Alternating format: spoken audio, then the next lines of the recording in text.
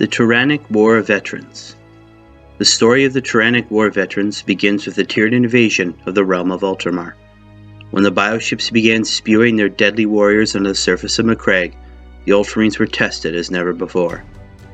All their vaunted tactics and their codex could barely stand before the might of the Tyranid swarm. The Battle of Cold Steel Ridge, the loss of the entire 1st Company in the defense of the northern polar fortress. These battles were horrific as they were epic.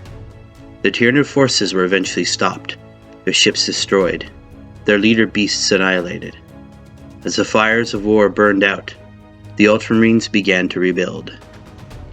It was during this time that the venerated chaplain Cassius was found, his body wrecked by a rampaging Carnifex. The apothecaries were stunned to find him clinging to life, and the process of rebuilding his shattered frame began.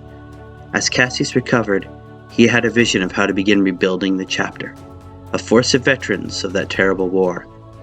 This vision was in direct conflict with the very nature of the chapter, whose veneration of the Codex was second to none.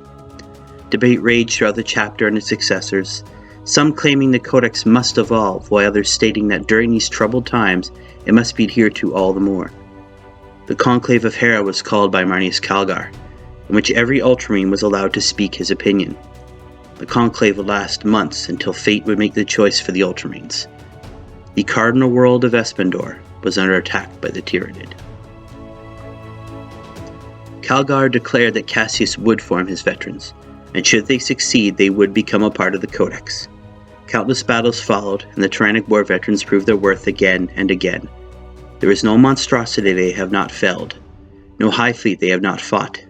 They have spread their expertise to other chapters, for they know that they alone cannot hope to defeat the Tyranid menace, but together, with others learned in their teachings, the Imperium may one day be rid of them.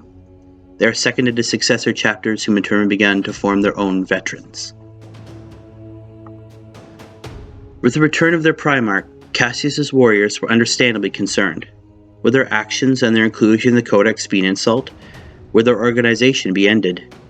Much to their relief and surprise, Guilliman immediately saw the value of the Tyrannic War veterans, praising his sons for their adaptability in the face of such a dangerous foe.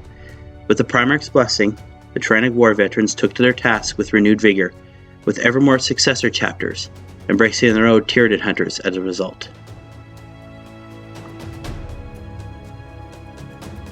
Hey guys, and thank you for watching a very special video. I took inspiration for this from Voldemort's Guide to Warhammer. If you haven't seen that in my gentleman's channel, please check it out. It is fantastic. He has a voice for this, and if anybody get this to Games Workshop, hire this dude.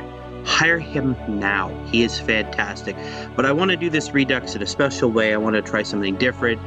25 years has been fantastic, and I want to expand and experiment in this year. So thank you very much everyone for watching, and as always, I will see you guys in the next video. Keep rolling those dice.